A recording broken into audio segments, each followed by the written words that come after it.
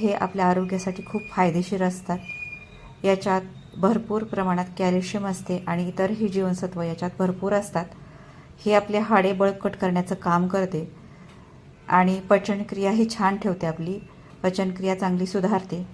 त्याच्यासाठी रोजच्या जीवनात तोंडी लावणं म्हणून ही चटणी अवश्य आपल्या ताटात असावी. चला तर वेळ न घालवता करूया कारळ्याची चटणी. तर हे कारळे या पद्धतीचे असतात. पहा, आपले काळे तीळ जसे असतात तसेच हे दिसतात. तर हे मी 1 पाव किलो घेतलेले आहेत. तर याला सुरुवातीला आपल्याला भाजून घ्यायचं आहे.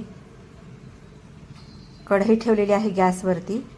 कढई छान तापली की एकदम मंद गॅसवरती आपल्याला हे 5 ते 10 मिनिट भाजून घ्यायचं आहे. एकदम मंद गॅस ठेवायचा आहे. कारळे छोटे असतात त्यामुळे ते करपू शकतात. सतत हलवत